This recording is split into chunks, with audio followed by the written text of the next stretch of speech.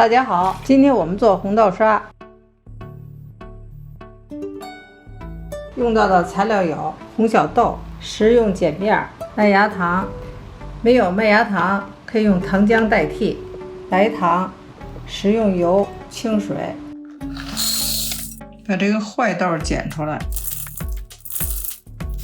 先把红小豆用清水浸泡6个小时以上。我们是晚上泡的，第二天早起来使用。这是泡了1夜的豆子，已经长得这么大。干豆子经过泡水，长了2到3倍大。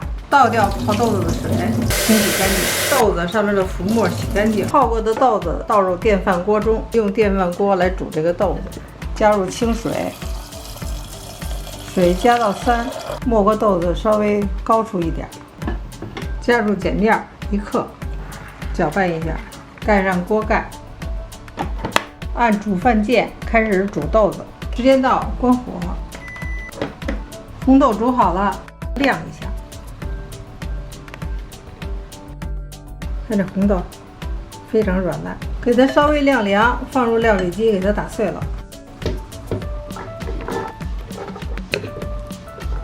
加入清水，500克的清水，按着加，不能一下加进去。先加300克，基本没过豆子了。打的时候感觉太浓稠，继续加清水，分次加入500克清水。非常细腻的红豆沙，把红豆沙倒入炒锅中，中火慢慢炒，把这个水分先炒掉。炒的时候要不断的搅拌，防止豆沙粘锅。加入白糖，搅拌均匀，倒入1半的油，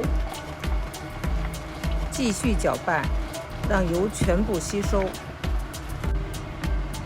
最后把油全部倒进去，我们开始搅拌，炒到浓稠。加入麦芽糖，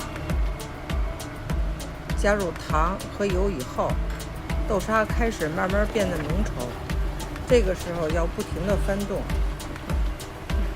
炒到这个程度就快炒好了，再炒几分钟就可以了。炒豆沙的过程大概需要4到50分钟。红豆沙炒好了，看这个豆沙非常细腻绵软。这种方法做的红豆沙不会过甜，豆沙本身的味道能很好的保留住，在做月饼的时候口感特别好。红豆沙非常细腻绵软，闻起来香香甜甜的，吃起来软糯香甜。放入保鲜袋中，放入冰箱冷藏，最好在1周内食用完。因为没有添加剂，所以要尽快食用，这样味道会更好。